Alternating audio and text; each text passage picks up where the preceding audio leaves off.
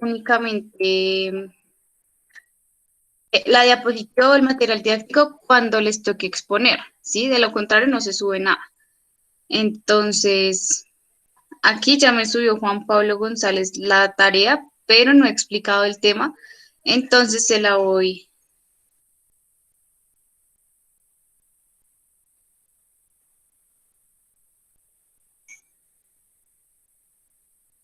Bueno, él ya copió todo en el descanso, pero no, o sea, no copien antes de no haber explicado, ¿vale? Porque van a copiar cosas que no entienden y no saben qué son. Listo, entonces, y vamos acá. Las instrucciones son para la clase de hoy. Entregar material didáctico, no, perdón. Exposición y evaluación del grupo del trabajo. Lo que les dije, falta Laura Sofía por subir la nota, las exposiciones.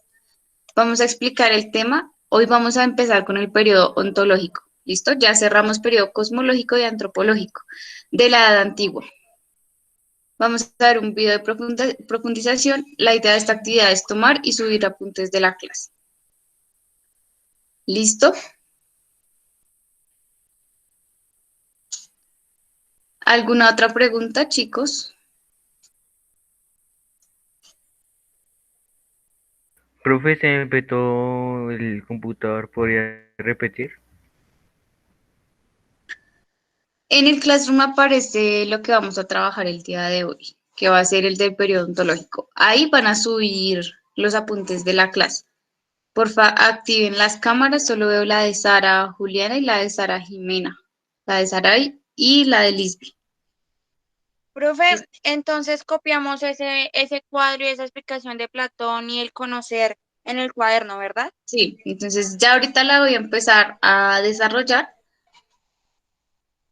Nos la vas explicando y nosotros la vamos La copiando, van ¿sí? copiando y así sucesivamente, ¿listo?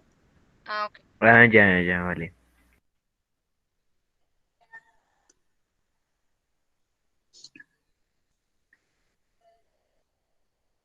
Listo. Entonces el tema de hoy va a ser Platón, ¿correcto? Ahí pueden visualizar bien mi pantalla. La voy a acercar un poquito.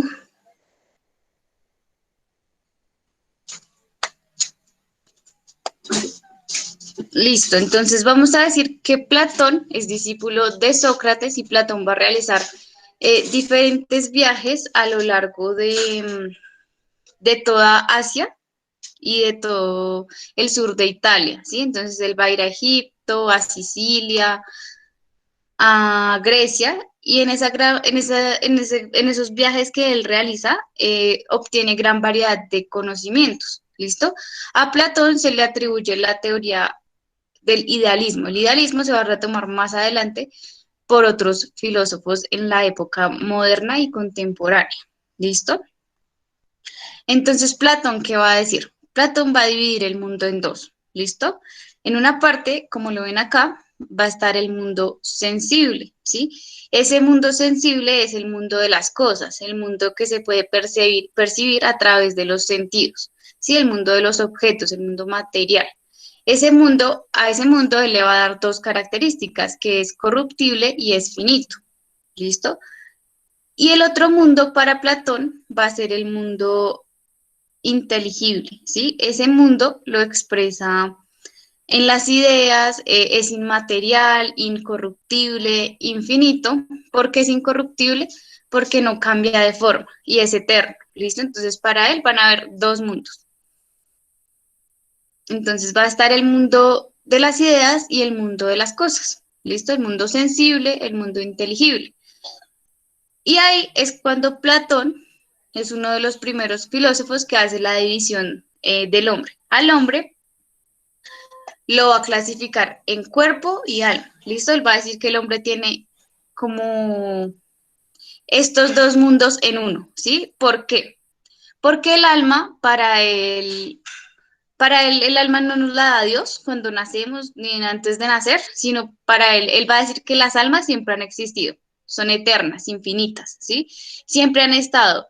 solo que se chocan con el cuerpo y reencarnan en el cuerpo, ¿sí? ¿Hasta ahí claro? Entonces, cuando esas almas reencarnan con el cuerpo, olvidan todo lo que saben, ¿sí? Porque las almas ya conocen, ya saben, pero una vez se juntan con el cuerpo, olvidan. Entonces, de ahí viene la frase célebre de Platón, que el cuerpo es la cárcel del alma, ¿sí? Si la han visto. Entonces, en esa división de los mundos que hace Platón, en el mundo sensible y en el mundo inteligible, ¿en qué parte creen que está el cuerpo y en qué parte creen que está el alma?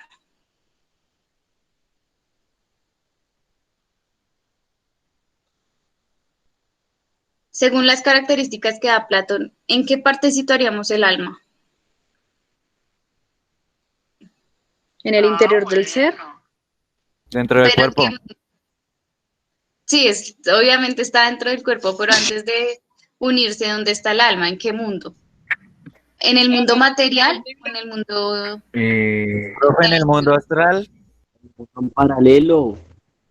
no, según Platón, en el mundo porque aquí estamos hablando de Platón. O sea, si sensible o inteligible. Sí. ¿En el mundo sensible o en el inteligible? Pues el alma Inteligible. en el inteligible, porque Inteligible. como tal es un objeto. Inteligible. ¿Por qué? Levanten la manito para darles los turnos de participación, si no, no nos escuchamos.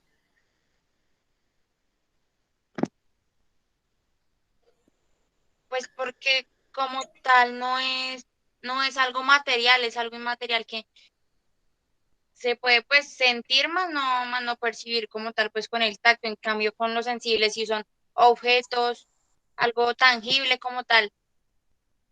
¿Listo, va Kevin?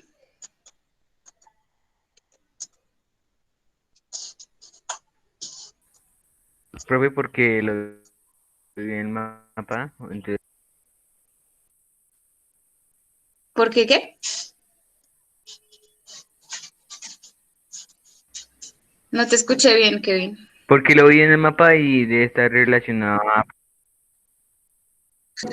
Vale, y según lo que expliqué, por eso les digo que no anoten antes de que yo no les explique. Entonces, ¿por qué el alma está en el mundo inteligible? Porque el alma es incorruptible, es decir, no cambia de forma, es inmaterial porque no la percibimos a través de los sentidos y porque hace parte de las ideas, ¿sí? De ese mundo abstracto de las ideas, ¿sí? Entonces, el alma va a ser inteligible, no va a ser tan visible a los sentidos, y el cuerpo va a ser material, porque lo estamos viendo, lo sentimos, ¿listo? Entonces está el mundo sensible, que es el de los sentidos, e inteligible para Platón. Dos mundos. Profe, eso era similar como a lo de el tiempo cosmológico, ¿no? Sobre la reflexión, algo así, las dos ideologías que se tenían, ¿no era? Sí. Fíjense que yo les dije que estas dos formas, lo material y lo inteligible, iban a estar marcadas en toda la filosofía. Y esas bases vienen del primer periodo, el cosmológico, muy bien, Saray. Entonces, Platón va a tomar esta división entre cuerpo y alma, entre lo real y lo subreal, o sea, en binas, o sea, en dos. Van a dividir el mundo en dos, ¿sí? Digamos, con la Edad Media ya el mundo no se va a dividir en dos, sino en tres, porque empieza la teología cristiana, la Trinidad, Padre, Hijo, Espíritu Santo, entonces, etcétera. Vamos a ver cómo el mundo va a tener unas divisiones a partir de la época. En este caso, Platón va a decir que hay dos mundos, ¿listo? El mundo de las ideas y el mundo sensible.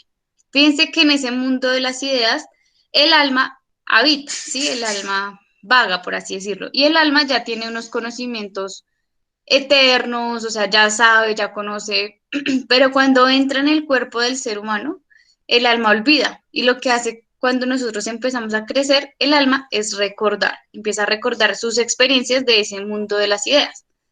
Es un poco loco lo que dice Platón, pero así postula su teoría. Entonces, él va a decir que el hombre conoce por medio de los sentidos. Vuelve el ejemplo de cuando nos quemamos, cuando éramos pequeños y descubrimos, no sé, que el agua moja, cosas así, ¿sí? Vamos a tener una experiencia primera que va a ser a partir de los sentidos, ¿sí? A partir del mundo sensitivo es que que el hombre, perdón, que el hombre conoce. Pero también el hombre conoce por medio de la razón, conoce las cosas del mundo inteligible, ¿sí? O sea, esta última es esa forma de conocer que se nos da a partir de los pensamientos, de algo que no podemos ver, pero que sí está presente en nuestra cabeza, ¿sí? En nuestras ideas. Entonces, por ejemplo, conocemos que existe un alma, un espíritu, porque hacemos ese proceso lógico dentro de nuestros pensamientos, ¿sí? ¿Sí me hago entender?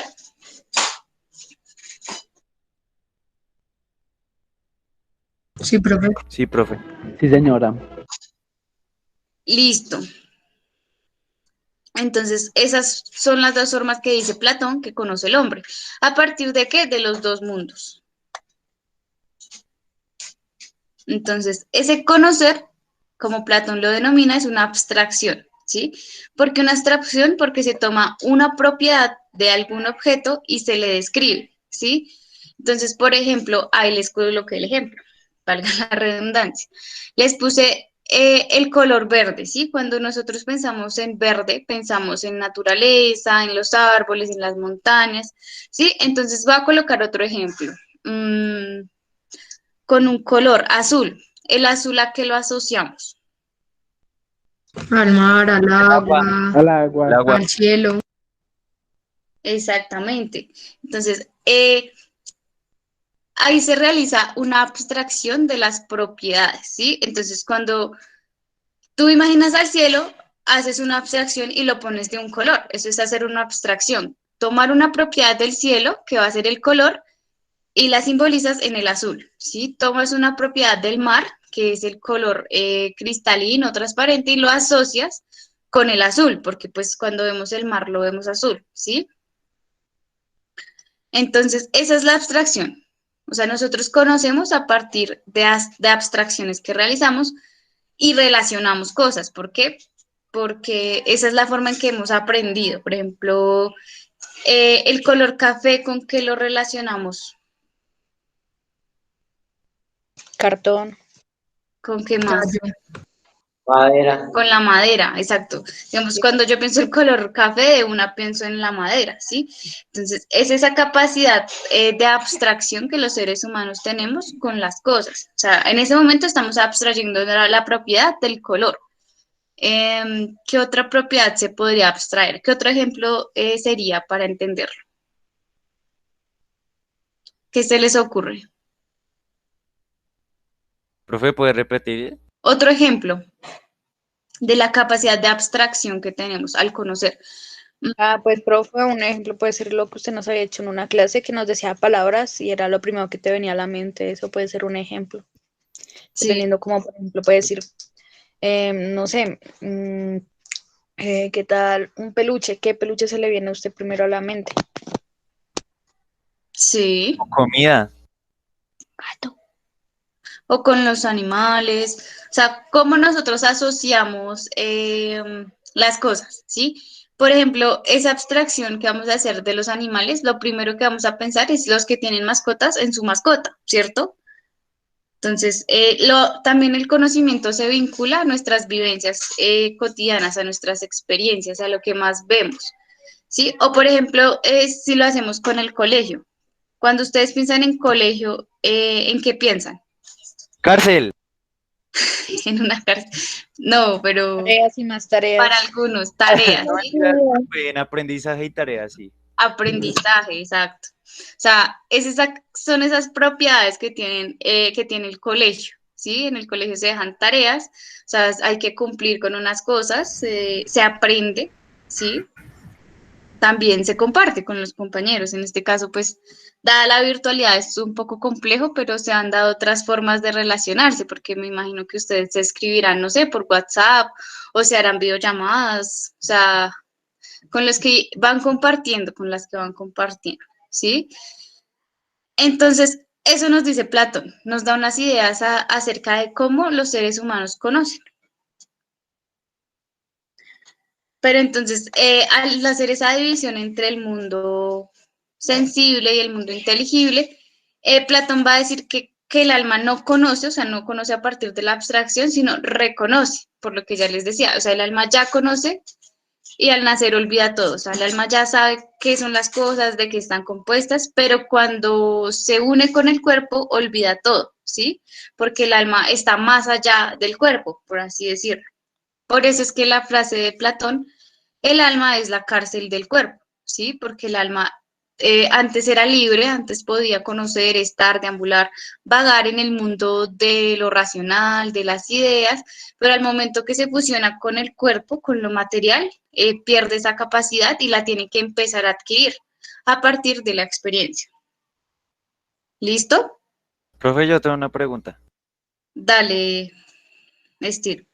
Profe, o sea que, bueno, como dice aquí el señor Platón, desde antes el alma ha tenido pensamiento, bueno, antes de que se una con el cuerpo.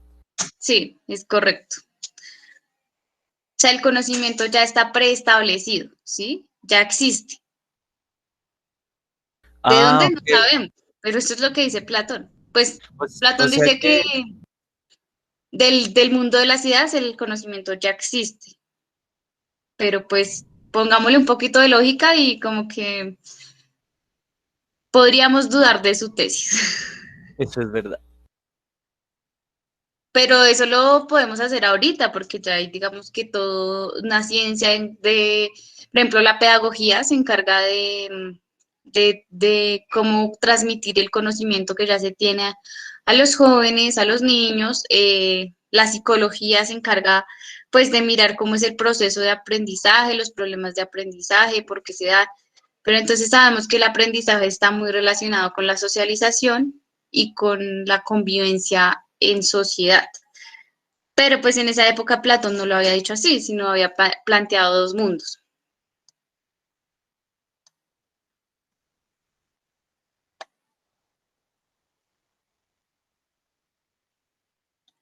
Listo, ahora sí, son las 10:52, 8 minuticos para que anoten los cuadritos. Si hay alguna duda, pues me dicen y la Bueno, discutimos, ¿vale? Ah, y algo que se me había olvidado.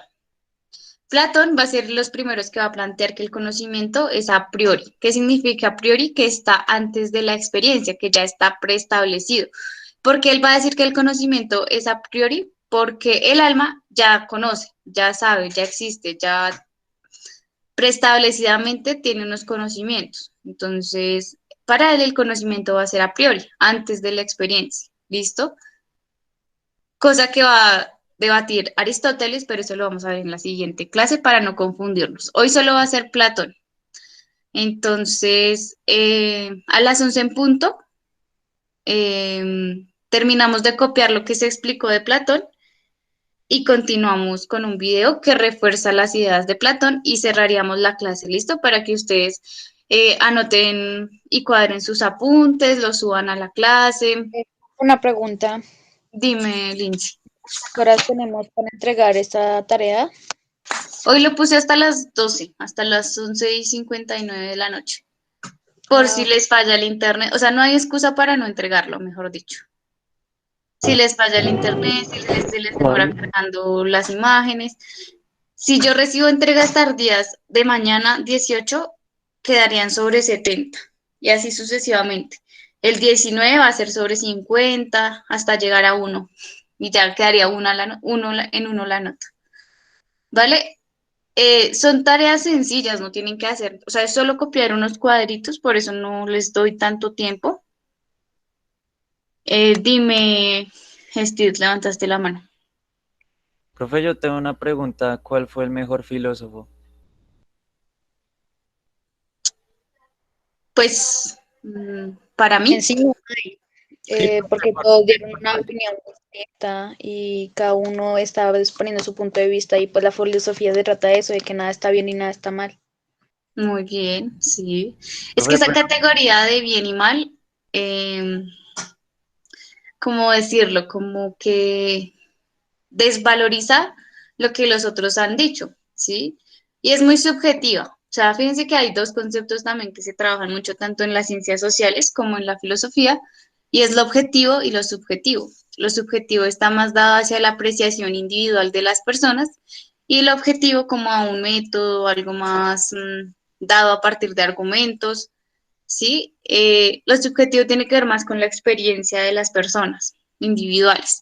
Entonces, yo te podría decir que para mí el filósofo que más me gusta es, por ejemplo, Nietzsche, pero él es un filósofo más contemporáneo, ¿sí? O Sartre también me gusta mucho, pero eso depende de la persona individualmente. O sea, yo no, quien te diga el mejor filósofo es tal persona, está haciendo un juicio de valor, ¿sí? Porque es relativo, o sea, depende de por qué para ti es bueno o no. ¿Sí me hago entender? Sí, profe, gracias. Entonces, quizás con la clase vaya a haber un filósofo que te enganche más y para ti vaya a ser el que más te guste, ¿sí? Entonces, es un poco relativo atribuirle como el mejor o esa característica porque parte mucho de la opinión individual, de por qué nos gusta el filósofo. Ok, Profe, profe, y gracias. usted, y según la ideología del filósofo y su teoría y todo eso, ¿por qué le gusta a usted o para usted, por qué se podría decir que es el mejor, según su opinión? Por los argumentos que dé y la manera en que cuestiona las cosas, o sea, por lo lógico que, la lógica que tengan. Por ejemplo, Sartre era muy existencialista, ¿sí? Entonces, se preguntaba mucho el por qué existimos, para dónde vamos, y le trataba de dar una explicación a eso. Pero digamos, eso se ve más adelante, eso se ve en 11, porque primero hay que entender cómo los filósofos modernos llegaron a esas discusiones de la existencia, de la sociedad, a partir de precisamente de Platón, de Aristóteles, de los que estamos viendo ahorita, porque son los clásicos, ¿listo? Profe, ¿cómo se llama los que a usted le gusta que los quiero investigar? Eh, ya te los escribo en el chat. Fíjense que Nietzsche también es muy famoso porque él dice la frase Dios ha muerto. Y en esa frase, digamos que muchos la toman a mal, y lo que realmente quiere explicar Nietzsche es cómo la religión como que ha tergiversado la idea de Dios y la ha puesto pues a su acomodo, porque Nietzsche era hijo de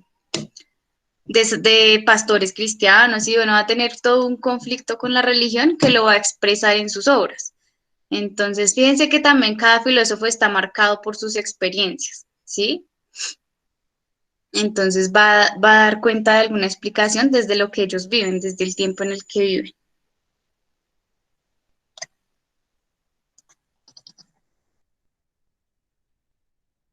También de mujeres me gusta Simone de Beauvoir, ella también es muy buena. Y creo que Profe, fue la la... tarea de hoy, que es pues, lo que estamos ahorita hablando, de Platón, digamos, solamente subimos los apuntes de estos cuadros y ya, ¿sí?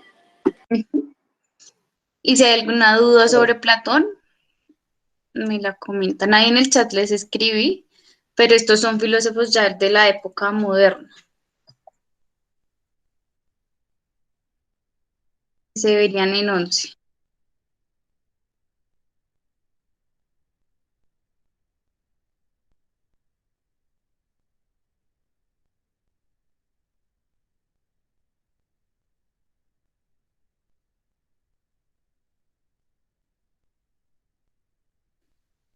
Listo, ahí se los copié en el chat. Entonces, si quieren, cerremos las cámaras un momento para que no se coloque lento el video y vamos a prestar atención al siguiente video.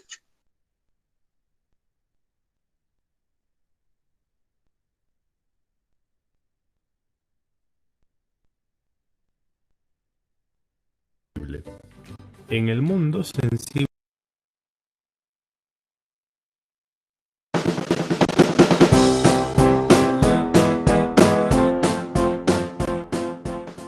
Hola chicos. Como hemos visto en el vídeo anterior, Platón distingue entre dos ámbitos de realidad, el mundo sensible y el mundo inteligible. En el mundo sensible se encuentran los objetos que podemos percibir por los sentidos. todo aquello que tiene extensión y cuerpo, lo que cambia en el tiempo, en definitiva, los objetos físicos. En el mundo inteligible encontramos las formas o ideas. Platón cree que las ideas son el modelo de las cosas sensibles y que éstas, por tanto, no son más que una copia de las ideas. ¿Y qué características tienen las ideas? Para empezar, no tienen ninguna propiedad física. Son inextensas e incorpóreas. Es decir, no ocupan espacio y no tienen cuerpo. También son eternas e invariables. Siempre han estado ahí, son perfectas y no cambian. Platón cree que las ideas existen de forma objetiva e independiente. Aunque no las pensemos ni sepamos de su existencia, están ahí. Estas ideas solo podemos conocerlas a través del pensamiento. En este punto es muy importante hacer una aclaración. No confundáis las ideas platónicas con lo que habitualmente entendemos por una idea. Cuando espontáneamente haces una representación mental de cualquier cosa, eso es una idea, pero no es una idea en el sentido platónico. Las ideas a las que se refiere Platón no necesitan ser pensadas para existir. Bueno, ¿y cómo habrá llegado Platón a una conclusión tan contraintuitiva como que todo lo que ves a tu alrededor, animales, plantas, todo, no es la verdadera realidad, sino que la verdadera realidad son las ideas? Vamos a intentar averiguarlo. Piensa en una línea recta. Ninguna línea que podamos trazar en el mundo sensible será perfecta. Ni siquiera es una línea, ya que esta es de 2 dimensiones. Ningún cuadrado que podamos trazar será un cuadrado perfecto. Sin embargo, estudiamos las propiedades de la línea y del cuadrado perfecto, así que los objetos de las matemáticas sí que existen, pero no en el mundo físico. Además, para que las cosas puedan ser conocidas necesitamos 2 características: estabilidad y unidad. ¿Qué quiere decir esto? Piensa en ti mismo. ¿Quién eres tú? ¿Eres la misma persona que hace 5 años? ¿Serás la misma persona dentro de 30? En esta franja de tiempo, tanto tu cuerpo como tus pensamientos habrán cambiado, pues ya sabes que en el mundo sensible todo está en constante cambio. Y no podemos conocer algo que está en constante cambio. Y más allá de eso, si quiero saber qué es una persona, no me puedo fijar en una persona particular, pues todas son diferentes. Tenemos diferentes sexos, razas, físicos, diferentes pensamientos, diferentes ilusiones, pero todos somos personas. Debajo de las diferencias particulares debería haber algo que nos una, que sea invariable y común. Ese algo son las ideas platónicas. Y además de estabilidad, el conocimiento necesita unidad.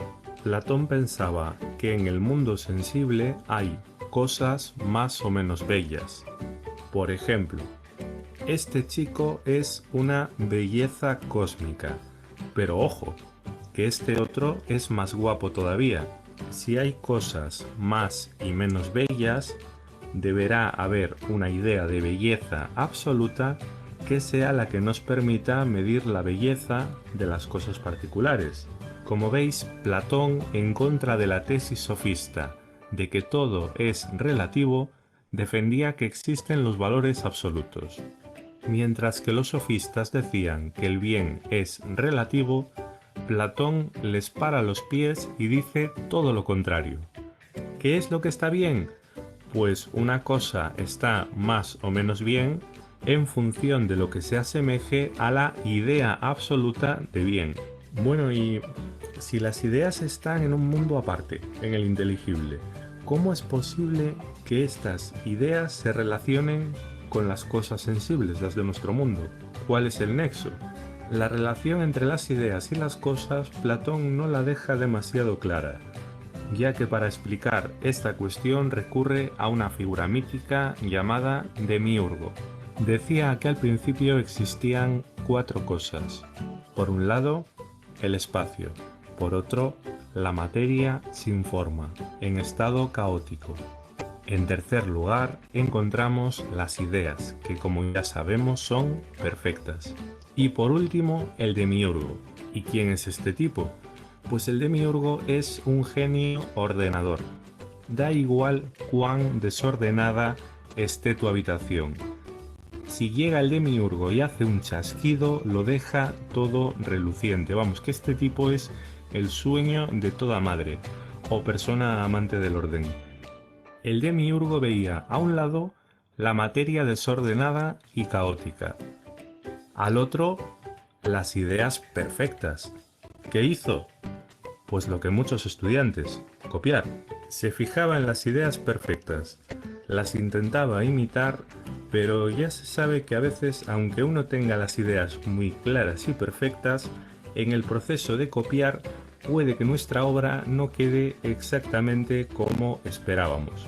Esto mismo es lo que le sucedía al demiurgo. Las copias que hacía no eran perfectas, así que ya sabes, si tienes alguna tara, échale la culpa al demiurgo. Vamos a pasar ahora a la alegoría o mito de la caverna. En una caverna había un grupo de personas prisioneras de nacimiento. Estaban encadenadas de tal modo que solo podían mirar un muro frente a ellos. No sabían qué había a sus espaldas. Detrás de ellos había una hoguera, así que la única referencia que tenían del mundo exterior eran las sombras que se proyectaban. Estas sombras eran su realidad, su mundo. Ahora bien, ¿qué sucedería si se liberara a un prisionero? En primer lugar, se daría la vuelta y vería que detrás de él había una hoguera. Después vería la salida de la caverna e indirectamente la luz del sol. Y al salir podría ver el sol directamente. Al principio se sentiría desorientado, al conocer que lo que él creía que era el mundo verdadero no eran más que sombras. Como veis, hay una simbología muy clara entre los elementos de la caverna y los distintos niveles de conocimiento que vimos en la línea dividida en el vídeo anterior.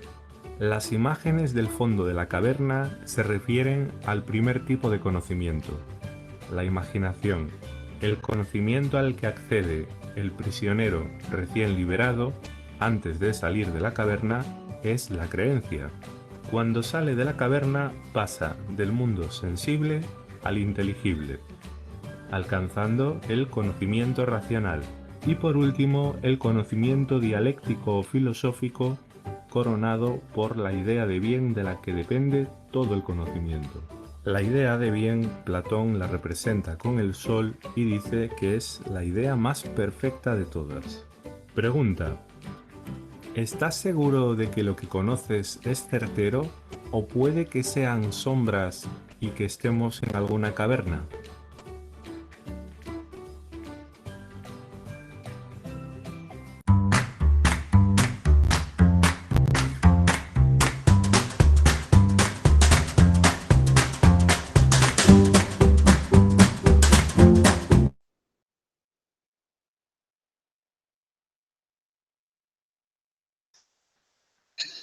Listo, activemos nuevamente la cámara.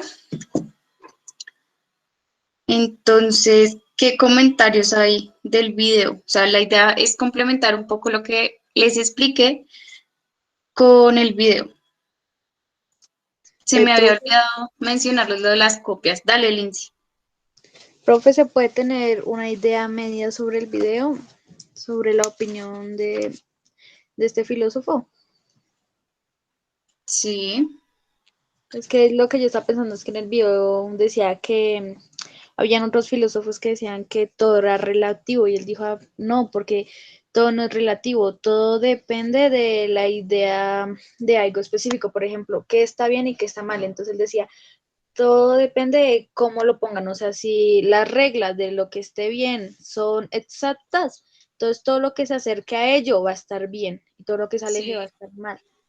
Entonces lo que yo estaba pensando es que era un punto medio, porque al él decir eso como que más o menos estaba contradiciendo porque eh, todo sí puede ser, por así decirlo, como caiga, porque también depende de cómo la persona pusiera que estaba bien y que estaba mal, entonces como que todo dependía. Entonces él mismo se estaba contradiciendo ahí, ¿no?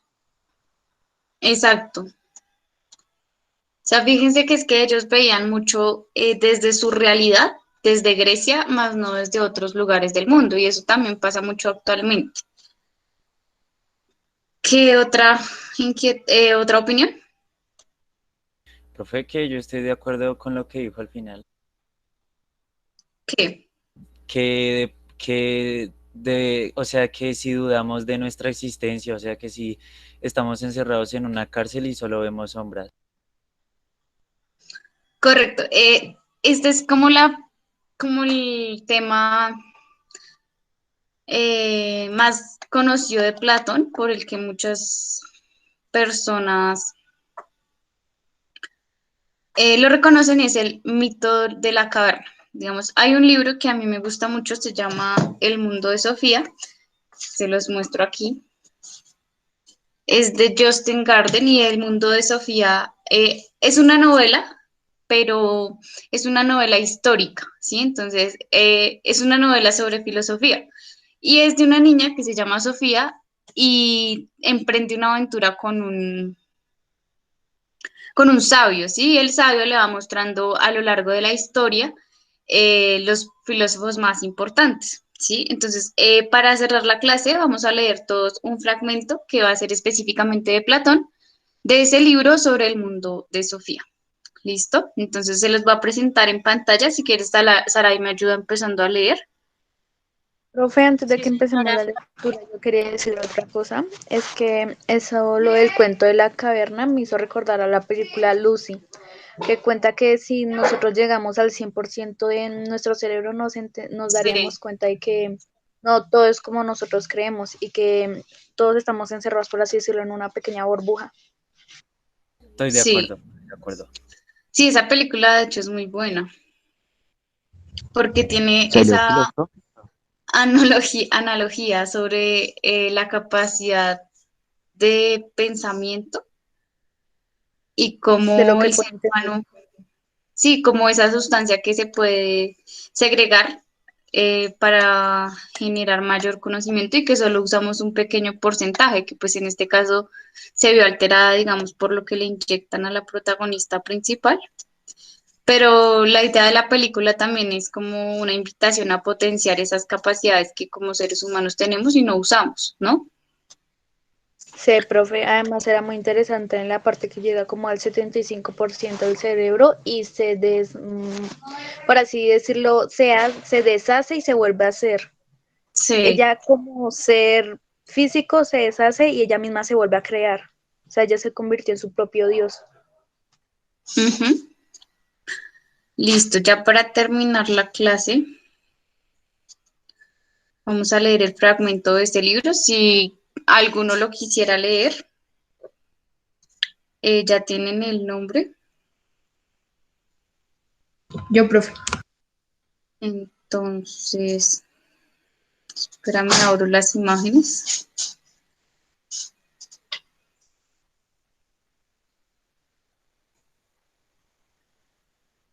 Se quedó cargando. Espérame un momentico.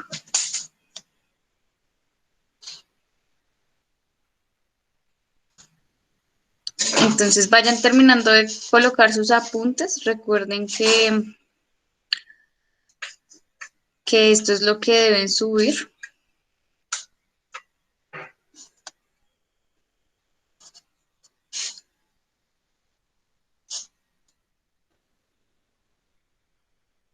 En la clase de hoy. ¿Listo?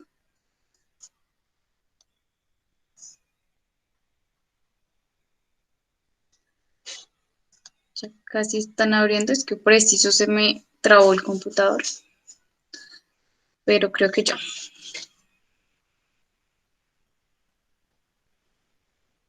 Listo, entonces empieza Sarai. Sí, señora.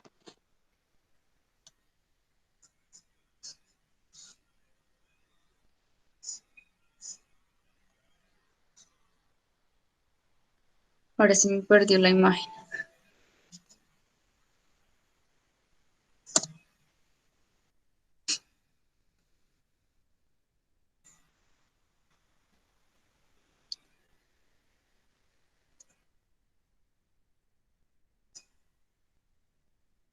Listo.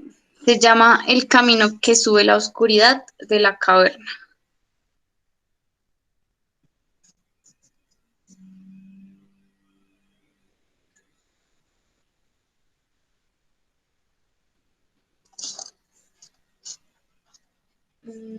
Ahora sí.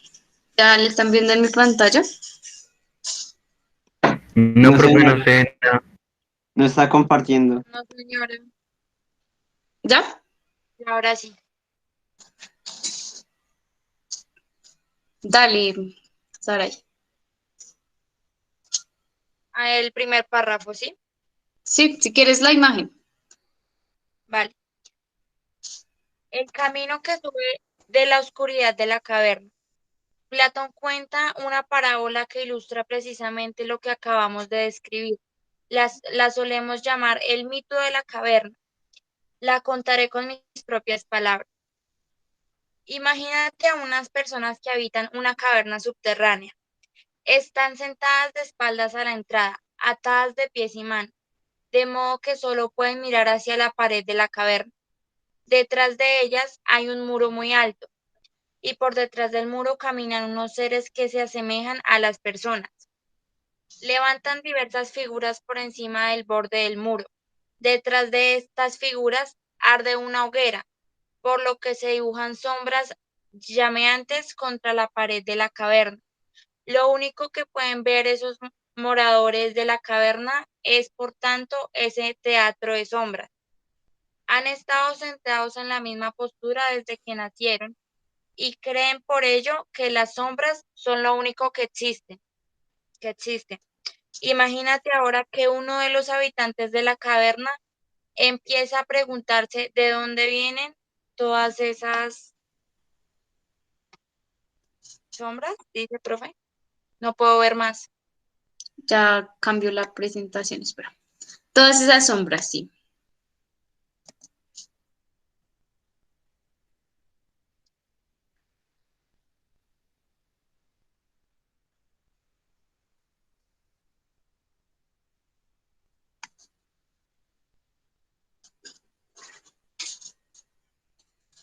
Sigue.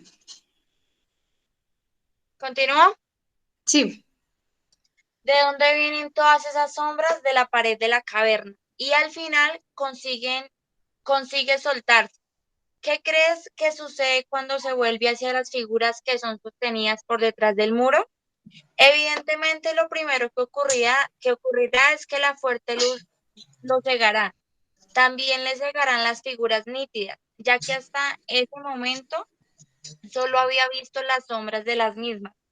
Si consiguiera atravesar el muro y el fuego y salir a la naturaleza fuera de la caverna, la luz le cegaría aún más.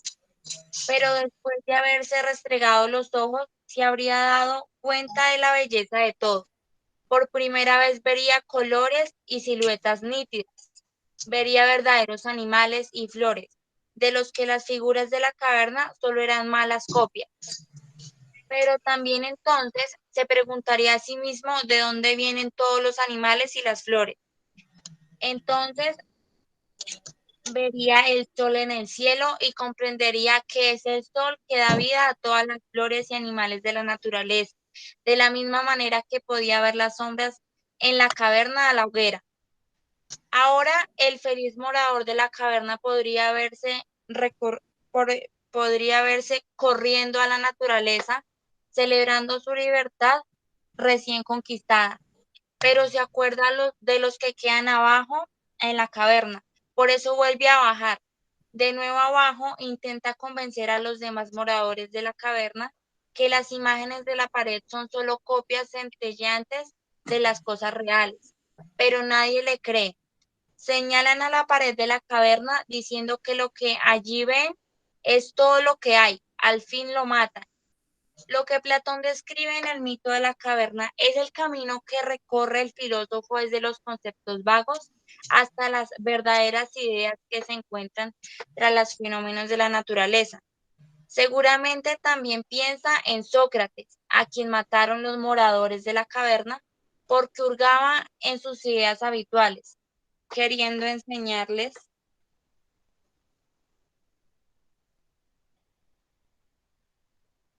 Profe, no sé más. Espera, busco la última imagen. Vale.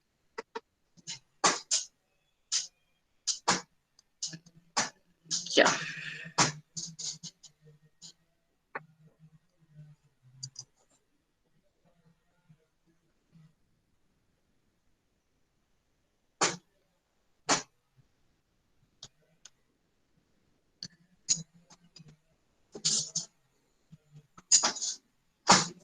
Listo.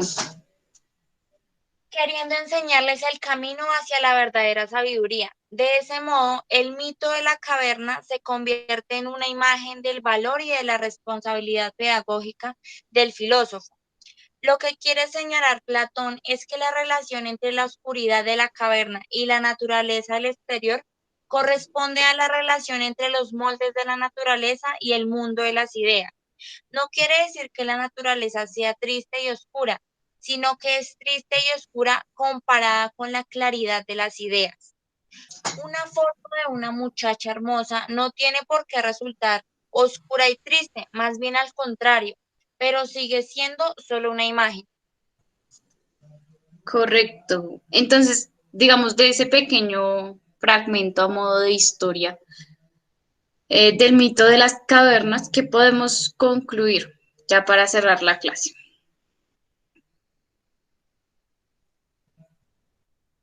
Y de lo que vimos en el video. O sea, ya sabemos que el mito de la caverna es como una simbología de lo que es el desconocimiento. ¿Por qué? Porque, Pues que o sea, como... Perdón. dale. Sí, profe, continúa usted. O sea, es el desconocimiento de lo que hay detrás de esa sombra, ¿sí? Cuando nosotros miramos solo hacia una parte de la verdad, hacia una parte del conocimiento, estamos cegados por lo que hay más allá de ese conocimiento, ¿sí? Entonces solo vemos las sombras. Y cuando buscamos más a fondo, cuando investigamos, cuando nos empapamos del conocimiento, vamos a salir a la luz y vamos a ver la verdadera forma de lo que veíamos tras la pared, ¿sí? Esa es la idea más o menos del mundo del mito de la caverna, ver más allá de lo que es aparente. ¿Listo? ¿Alguna otra opinión, Saray o alguien más? Pues que así como los filósofos, ellos se basaban en las vivencias y en todo lo que ellos investigaban y veían para recalcar y hacer más creíble la teoría filosófica que ellos encabezaron, según lo que dice ahí en el texto. Igual haciendo como un ejemplo, es como cuando ustedes están con el profe en clase y el profe les explica un tema.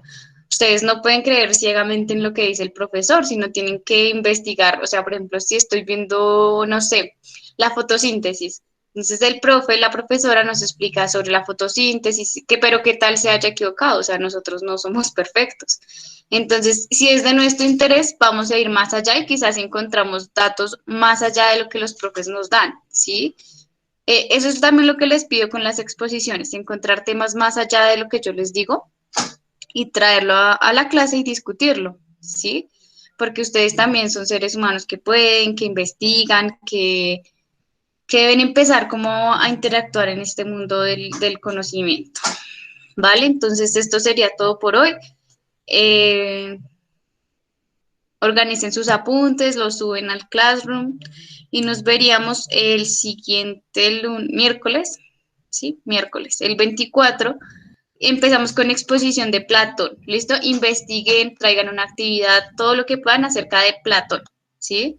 Platón tenía una característica y era que él escribía los libros, de él sí hay muchos libros registrados, como diálogos. Entonces, por ejemplo, hay un libro icono de él que se llama Diálogos de Platón.